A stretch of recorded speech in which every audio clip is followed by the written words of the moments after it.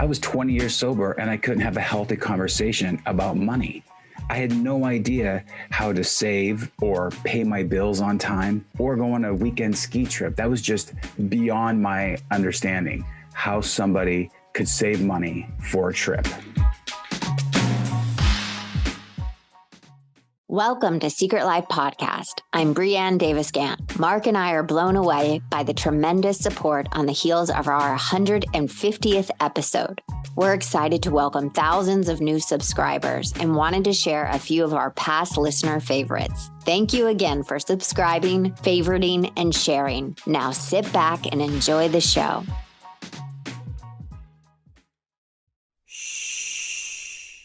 Welcome to the Secret Life Podcast. Tell me your secret.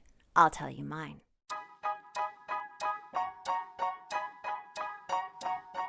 The best way to support the show is to subscribe and share. If you haven't left a review or ratings on iTunes, please do. It helps more people find our show. And if you want to be on it, please shoot me a note at secretlifepodcast@icloud.com. Welcome to Secret Life Podcast. I'm Brianne Davis Gantt. Today I'm pulling back the curtains of all kinds of human secrets. We'll hear about what people are hiding from themselves or others. You know those deep, dark secrets you probably want to go to your grave with? Or those lighter, funnier secrets that are just plain embarrassing. Really, the how, what, when, where, and why of it all. Today, my guest... Ooh, the time has come. My guest today is Mark. Now, Mark, I have a question for you. Yes, Brianne. Dun, dun, dun.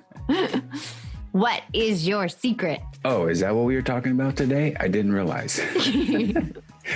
So my secret is, I would say that everyone that knows me knows that I've been sober for 32 years. It's something that I'm very vocal about, both in person and on social media. But what most people don't know is that I'm also a recovering underearner. Yeah. Yeah, you are. Yeah, I am. But here's the thing. Anybody that's listening, obviously this is my partner. He's the other half of Secret Life. And we've been wanting to do this episode for a really long time. And Mark and I decided that what happened this week for you to come out with this? Well, this week I celebrated a decade of solvency and recovery from underearning, which means I didn't incur any unsecured debt one day at a time. And unsecured debt is defined as any form of debt that isn't backed by collateral. So for 10 years, I haven't incurred any new unsecured debt one day at a time. Yeah.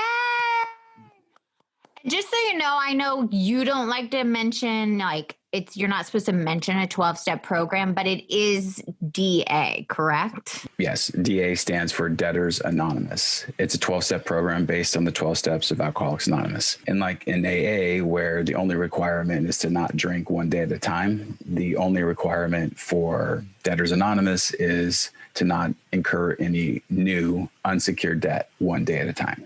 So congrats on your decade. I mean, Thank 10 you. years, that's crazy because it feels like it was just yesterday. And we'll dive into that. But the reason we wanted to have you on is this week you actually kind of announced it on Instagram when you got your decade, just like with my article for HuffPost back in March. And what happened? Well, like I said, I'm very vocal about my sobriety, but I'm not vocal about my recovery from underearning. It's something that, like sex and love or eating, it's very gray. It's like a very gray program. Yeah, it's this gray area because it's something that everybody deals with. Not everybody is an alcoholic. Not everybody is a drug addict, but we all have to spend money. We all work. We all have to, like sex and love, we have to have sex and we have to have love. And these are diseases that a lot of people don't quite understand. It's not just this acceptable thing. Yeah. I feel like with alcohol, people are like, yay, congratulations. And all the other ones, they're like, huh? Yeah. I mean, I think that we're so used to seeing that in society, and we all know somebody that's an alcoholic in our lives, and some of them have gotten sober. And so we sort of understand, there's these programs meetings they go to. And it's something that we're all sort of used to. I think when there's other addictions like money, food, sex and love, those are things that are just, like you said, they're gray. They're not so cut and dry, like, you're not consuming anything specifically that's going to AKA kill me or get me a DUI, which is going to then, put me in prison and things like that. But here's the thing, and I have to cut you off, is like I've said before, more people are murdered and killed and commit suicide over money and sex. Absolutely. But I'm saying as a society, that's not something that we admit or at least understand. I think it's more about understanding. I think it's the understanding. Yeah. And I think that's why, you and I wanted to do this episode. And I just want to also just take a beat to say that this has been such an incredible experience, working on this podcast with you, to have you decide to write a book. And, I don't know who encouraged you to do that, but whoever it was very, very smart. He's a very smart man. Very smart man. And he totally knew what he was talking about. But for you to write the book, then, to publish this article, the HuffPost, to basically out yourself.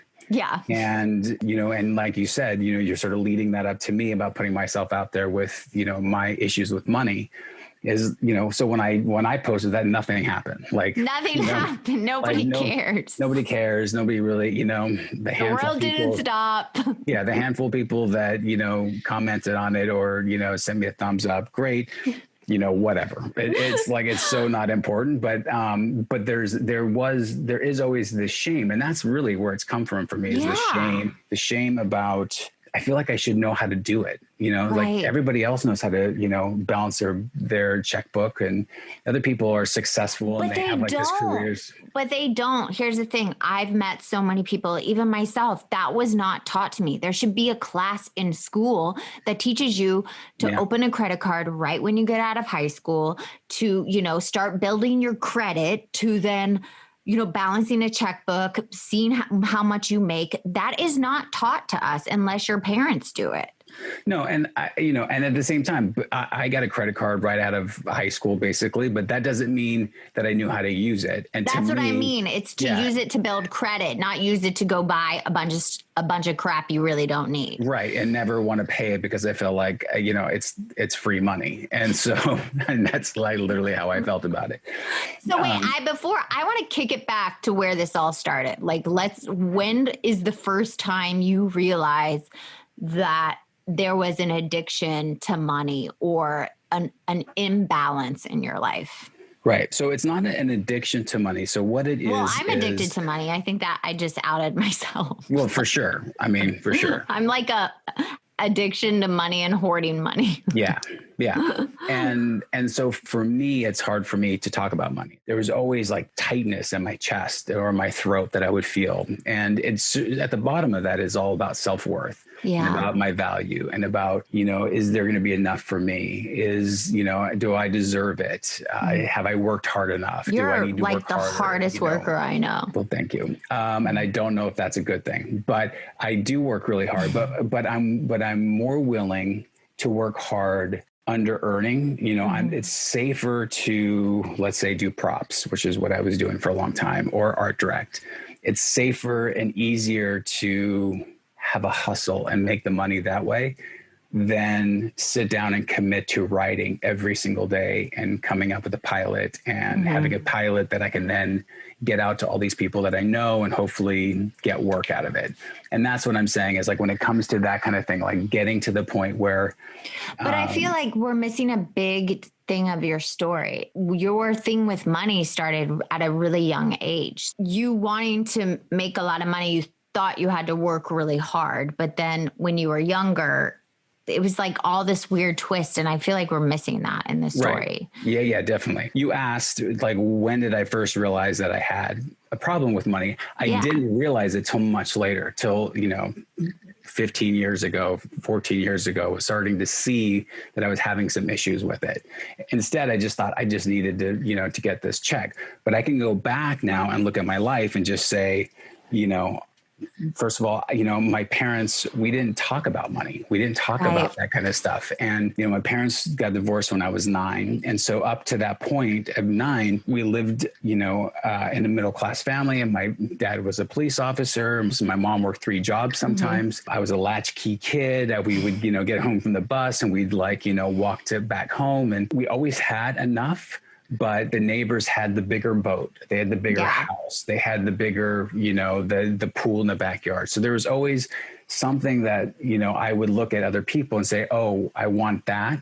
And so until I have that, then I'm not good enough, Right. And so the first time there was an opportunity for me to earn money besides chores and, mowing the lawn of neighbors and stuff was, I had a friend that was delivering newspapers, and, I think he was probably 10 and I was 9. And he came home one day, we were at the pool, and then he went and bought all this candy, and we went to his house and he had all this candy and stuff in his room. And I was like, what is all this from? He's like, oh, I have a paper out. So I get, I collect money and I get, whatever, $40 a month. And so he ended up moving, and I slid in and took his paper out. And I continued having a paper out from 9 through 15 and a half. Wow. And sometimes I had 3 to 4 routes at the same time. See, you were such a hustler. I was a hustler, but the problem was so I'd collect the money, and at the end of the month, you have to pay this bill. They charge you it was at the time, it was $7 a month. I remember the $7 a month. And, let's say I had 50 people. And so, of that $7, maybe $5 would be towards the bill, how much and the $2 would be profit for the carrier, me. But there were other people that paid 3 months in advance. So I sort of had this extra money kind of thing. And what I decided was, well, I had this extra money for next month. So I'll collect some more money. I just use some of that towards my little profit that I was going to have. And it just became this thing of just trying to catch up every month and kind of catch up. And if I didn't have the money, I'd ask my mom and she would pay for it, or my dad would pay for it, but I think the money somehow made me feel special and made me feel and then buying food, or candy and sugar and that kind of stuff was a way for me to sort of not feel, sort of numb myself for all the outside stuff that was going on, sort of this instability with family and stuff and so money was always, in my mind, if I had money, that would somehow fix things, And I think a lot of people, I even think if I have a certain amount of money, it's going to fix something. I'm going to feel better. I'll feel more secure. Right. But then what happens is you get that amount or you get that thing, and then you don't feel secure at all.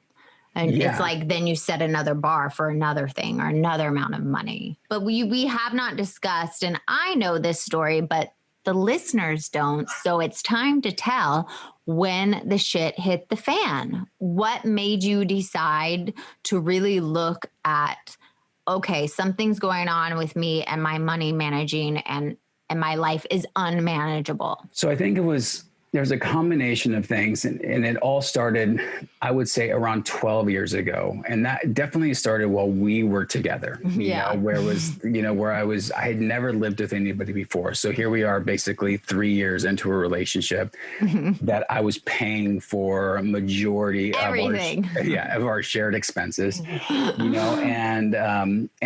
yet I never, I worked so hard, I'd have money, I'd make a certain amount of money, and then it just would be gone. Then it's I'd spend it and that kind of thing. And so, and I think a lot of people probably feel the same way. They make money and then it's just gone and they don't know what they spent it on. Yeah. And I think that there was a part of me that, I never felt oh, well, there's a solution, because I felt that's freelance. This is freelance. I worked freelance, and actors, it's it rains and then it pours and then it's a drought. A drought. And so for me, I never had sort of the tools to be able to say, how do I save for not the rainy day, but for the drought days? And I never had those skills. So on the outside, all these things were happening and I couldn't pay my bills. So I would go to friends to borrow some money, get me to the next month, or I would get a job, do like a design job or photography job, but I would have them pay me first. And then like months later, finally get to the job if I ever did it. And so that just like, it felt so bad as that was happening. And there was a part of me that said, if I just made it, if I just got this big paycheck, that was going to be the thing. And I was working really hard on this project and it was getting close. It's called Abandoned Way. And,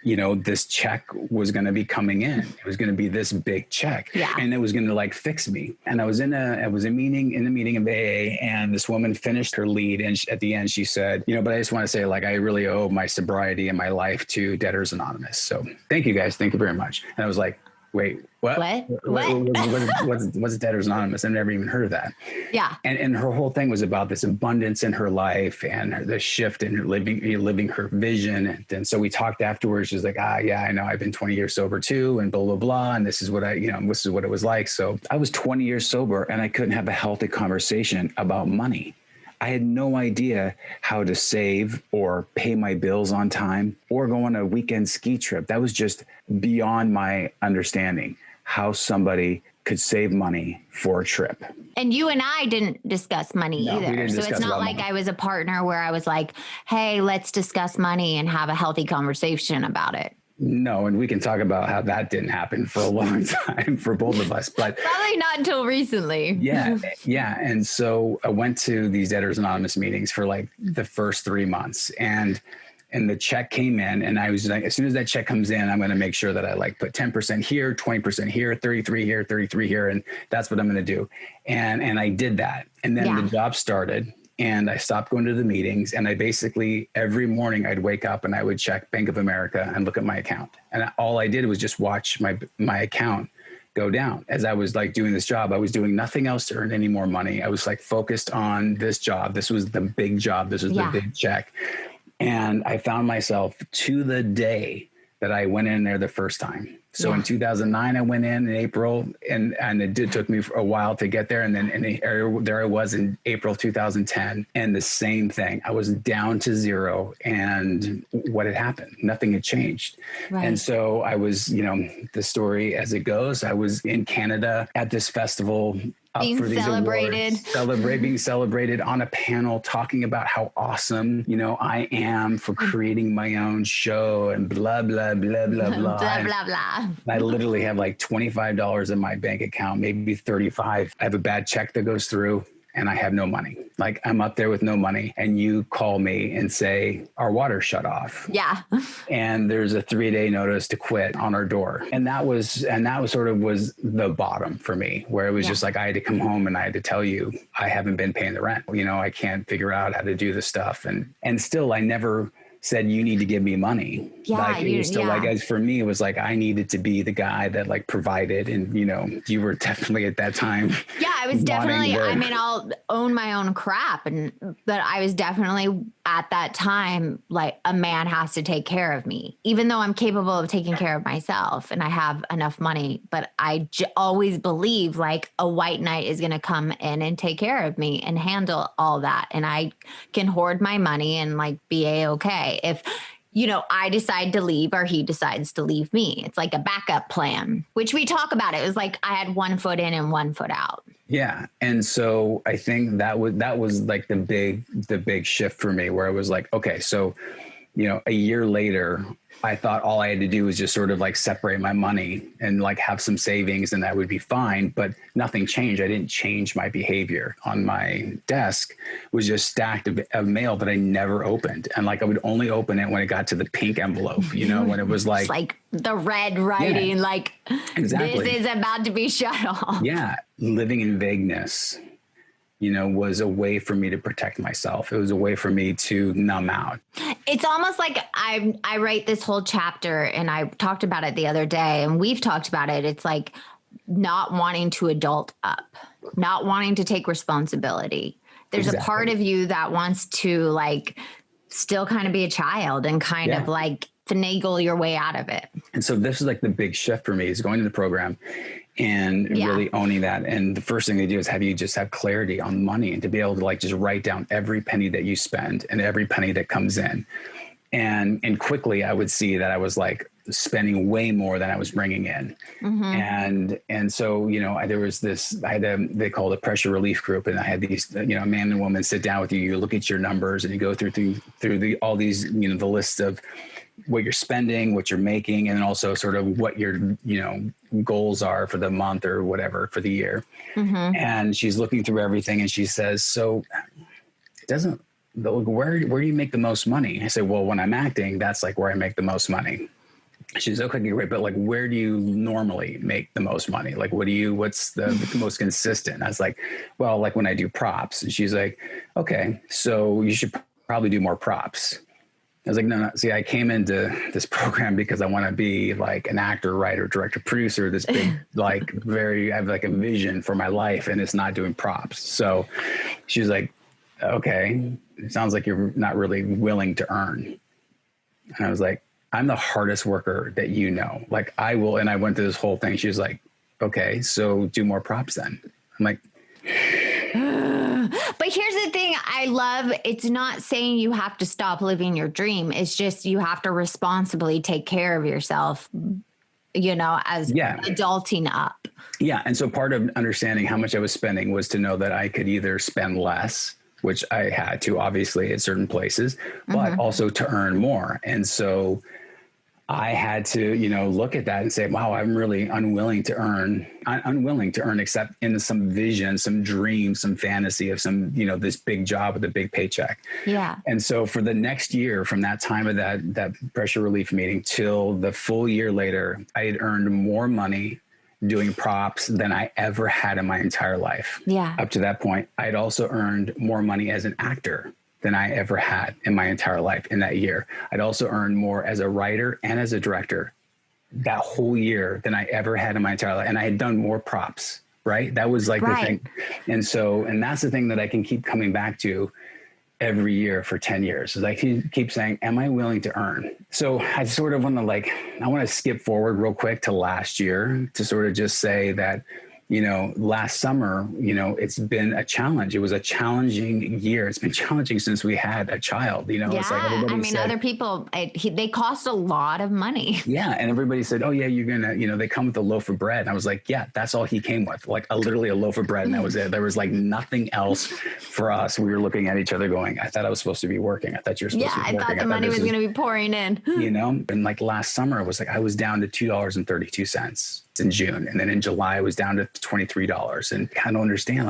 I'm doing everything I possibly can. I'm willing to earn. And you and I had a conversation like maybe you need to get a real job, like a 9 to 5 or something, because we got to pay for this kid.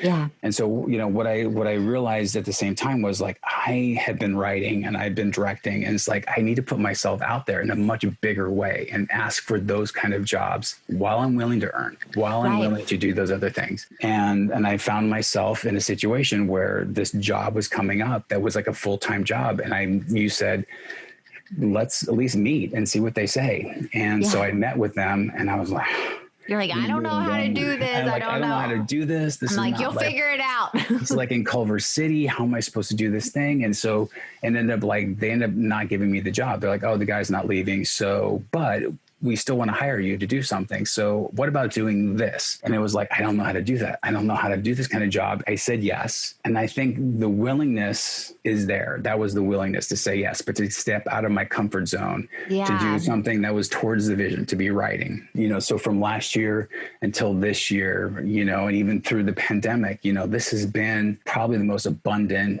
Since 10 years ago, it's been such this incredible abundance, and with the time. And I think abundance sometimes everybody thinks is money. And for me, I've always been taught abundance is sort of this 3-sided triangle, and it's love, time, and money. Sometimes you don't get all 3. And if you can just get 2, you're golden. There is abundance that can still be had, and it has nothing to do with the outside. It has nothing to do with money. It has nothing to do with my bank account. And at the same time, there's bills that need to be paid, and I have to show up for that. Yeah. And that responsibility. And I think the other thing I want to talk about, and I do want to go into my favorite question, but the other thing I want to talk about is like your willingness to have the ugly conversations with me that make us both uncomfortable. Talking about money, especially like your background and my background, it's very uncomfortable. because how we grew up, they didn't talk about money. So I think what's changed this last year is both willingness to have those ugly conversations that people don't want to have. Yeah. And I think that you and I we've grown so much over the years. And, and one of the things, 10 years ago, they said, so wait, you pay for everything? So what is your girlfriend? Does she not pay for anything? So no, not really. She has her car and her insurance and stuff. Because part of me feels like as a man, I'm supposed to take care of the woman. Because that's what society tells you too. Yeah. Which we both had warped views of our roles as partners, I feel. Yeah. But don't you think it really changed once we had our child? Oh, that was the next level, for sure. Where it was just sort of like, we're partners. That's how it is now. We're a family. This is our money's towards him. But, within a year of you having to pay way more, it was sort of like, I need to step up. Like, it doesn't feel an equal thing. And so that was where the next shift for me was like, am I willing to earn, not just doing those things that I can do easily, but to be uncomfortable. I think it's like the willingness to earn and be uncomfortable. I think people are so afraid of being uncomfortable, but to get uncomfortable is where the growth is. Don't you believe that? Oh, if you're not uncomfortable on a daily basis, you're not even close to achieving changing or achieving any sort of goals or dreams that you have. Because I have to say right now, even this conversation is making me uncomfortable.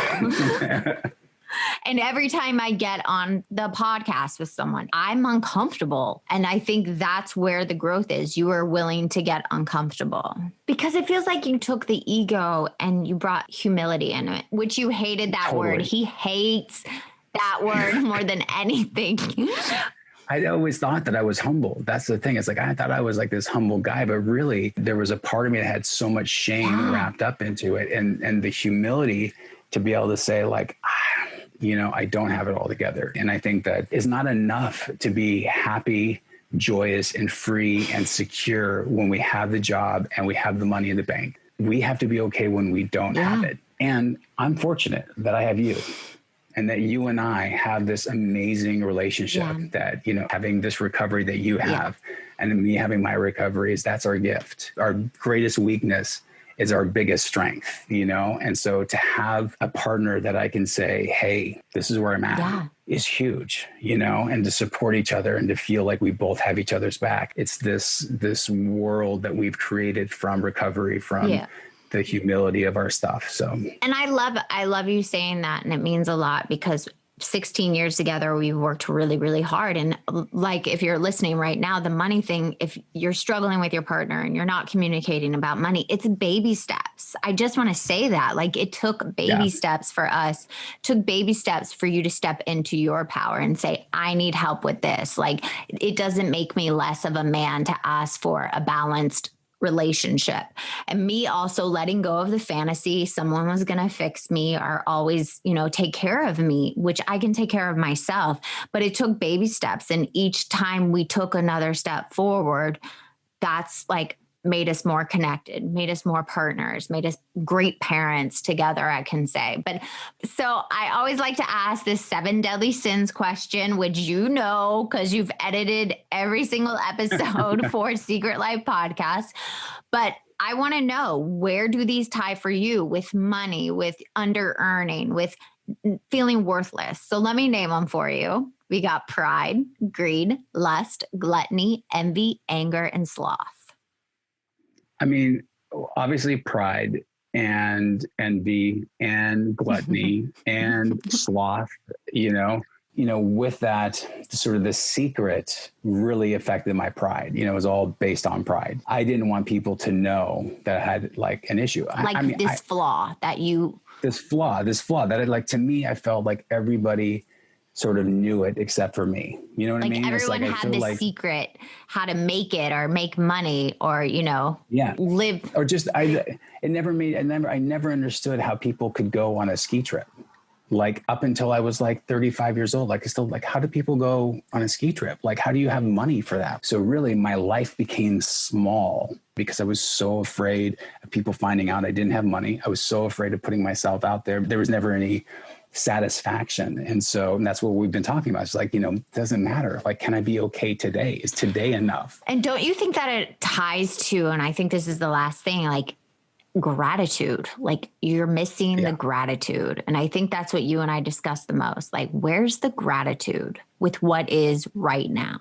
Yeah. I mean, gratitude that's to me, my foundation. It's there on a daily basis. Yeah. Well, my last question for you is, if anybody's listening and they're struggling with their self-worth or not making enough money or wanting to live this dream, but also can't pay their bills, like, what would be your advice for them? What I hear every episode, you got to ask for help. Is that, admitting that you need help, I think is like the first step. It's like the first step to anything, to be able to say, like, something isn't working. Yeah. This isn't working for me. I know that for me, I can't do it alone. And so I've never been able to do it alone. Matter of fact, I can't do it alone. Well, thank you for coming on. I am so grateful for you. I'm so grateful for you, and I love you. And I'm so proud of you and everything that you're doing, and this podcast, your book, who you've become over this, 16 years. I'm looking at this is not the same little girl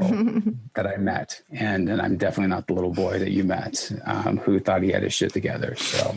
And I'm so proud that you came on and spoke your truth, especially after receiving your 10 years, because you are the other part of Secret Life that people don't get to see. They get to hear my voice and see me, but you put in just as much work, and this means so much to you, and you edit, and these are stories you want to tell also to help other people. And that's why we do it. So if you're listening and you're struggling, please reach out to us. We've been there. We've either heard it, gone through it, done it ourselves. So please email us at secretlifepodcast@icloud.com. And until next time.